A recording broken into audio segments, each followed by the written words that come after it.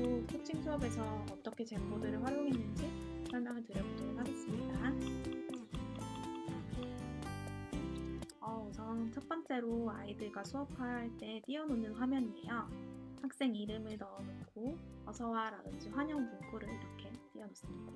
그리고 밝은 모습, 좀 귀여운 사진들을 구글 이미지에서 검색해서 넣는 편이에요.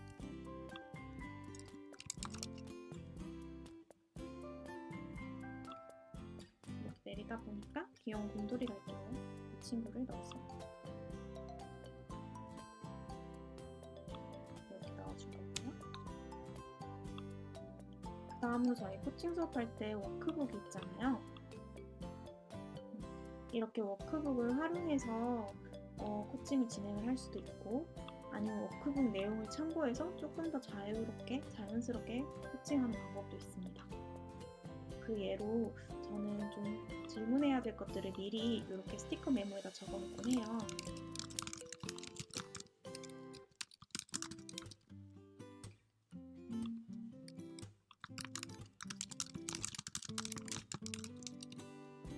코칭을 할 때 당황해서 기억이 안 날 수도 있고 혹시 놓칠 수도 있기 때문에 이렇게 미리 조금 중요한 질문들은 스티커 메모로 놔두고 이걸 보면서 친구와 대화를 나누기도 합니다. 다음 친구와 대화한 내용은 텍스트 삽입 버튼을 눌러서 여기다 기록을 해요. 오늘 어떤 것을 할까 했을 때 예를 들어서 코칭이 무엇인지 알아봐요 라든지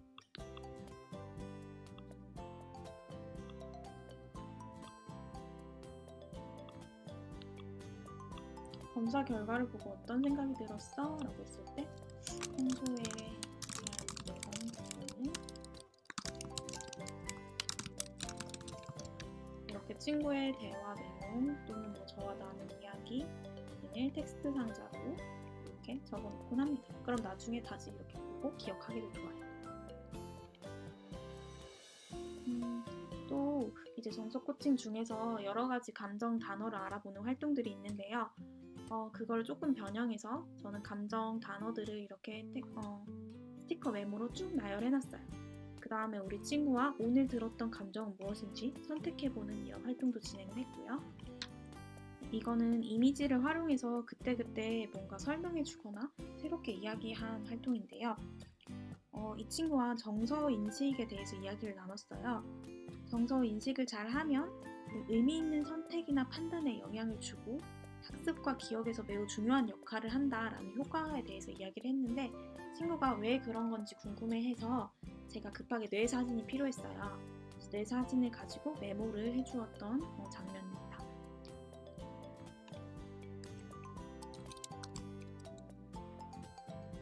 뇌 사진을 선택해서 가져오고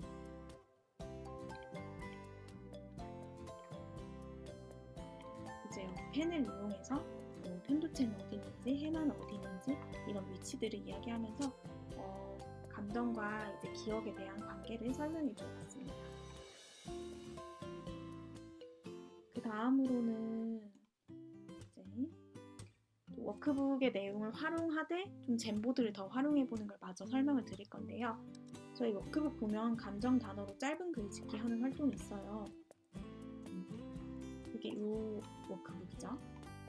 워크북 가져오는 법은 이미지 추가를 누르고 제가 가지고 있는 파일을 업로드 해줍니다.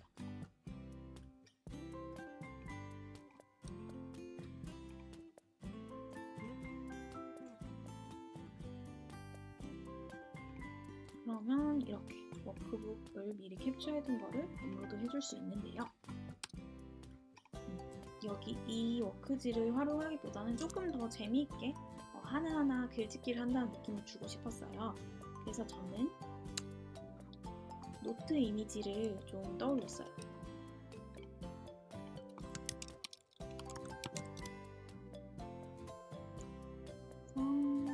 그래서 여러 가지가 될 수 있겠지만 지금 한번 해볼까요? 그래서 한쪽에는 친구가 선택한 감정 단어를 적고요.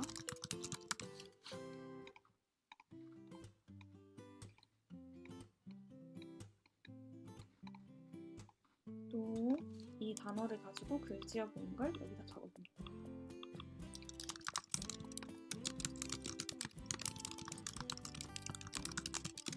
이때 저희 동시 작업을 하고 있기 때문에 학생이 직접 이렇게 글을 적어줄 수 있었어요. 이렇게 워크북으로 글짓기를 할 수도 있지만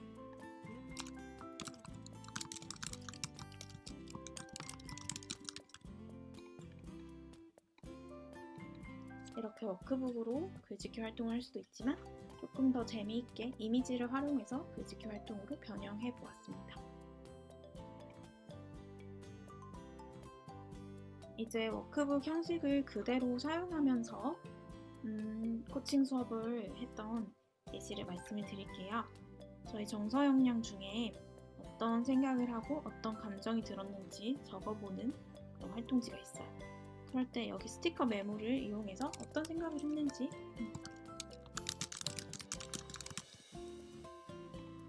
자유롭게 붙여보라고 이야기했고요. 또 감정도 역시 마찬가지로 친구가 붙여보도록 했습니다. 그리고 생각, 감정 무엇인지 한 문장으로 정리하는 것도 이렇게 조금 더 알록달록하게 스티커 메모를 이용해 보았어요.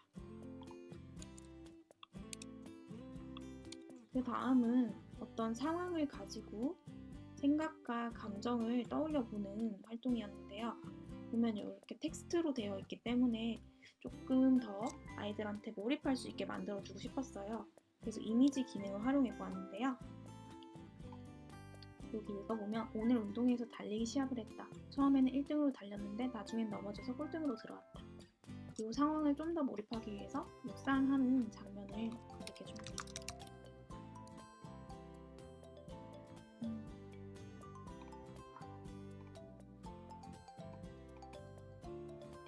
근처에 이렇게 달리기 수업하는 장면을 보면서 너는 어떤 생각이 들었을 것 같아? 라고 이야기를 나눠볼 수 있죠.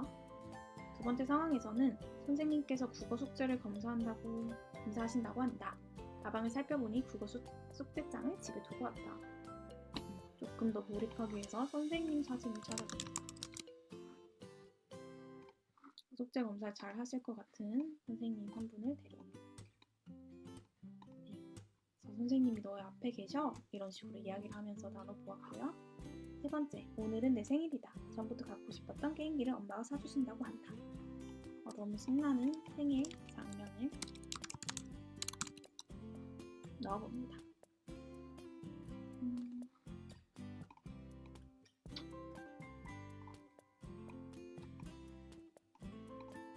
네, 이렇게 워크북에다가 젠보드 기능을 활용해서 조금 더 생생하게 수업을 해볼 수 있었어요.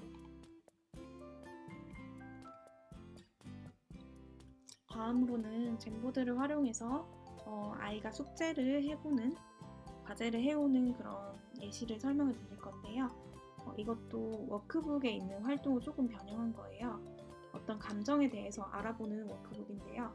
이걸 저희는 땡땡이의 감정 노트 만들기라는 활동으로 대신해 보았습니다.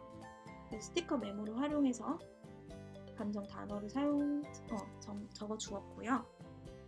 그 다음 이 감정에 어울리는 이미지를 찾아서 여기에 넣어 주었어요. 그 다음 학생이 직접 검색하여서 감정 단어의 의미를 이렇게 정리해 주고 있죠. 처음에는 선생님과 같이 하다가 나중에는 과제로 스스로 이 젠보드에다가 남겨주었습니다. 그러면 저도 언제든 학생이 과제를 했는지 젠보드 화면에만 들어가면 볼 수 있어서 과제 검사 체크해도 되게 편리한 걸 알 수 있어요. 네, 제가 오늘 준비한 젠보드 설명은 여기까지고요. 선생님들께 도움이 되셨으면 좋겠습니다. 그러면 아래 블로그 하단에 있는 구글 폼으로 강의 사후 설문 응답을 부탁드리겠습니다. 제가 처음으로 이렇게 영상을 최근에 만들어 봐서 조금 부족할 수 있는데요. 더 궁금하신 점은 개별 문의해 주시면 제가 친절하게 설명해 드리겠습니다. 감사합니다.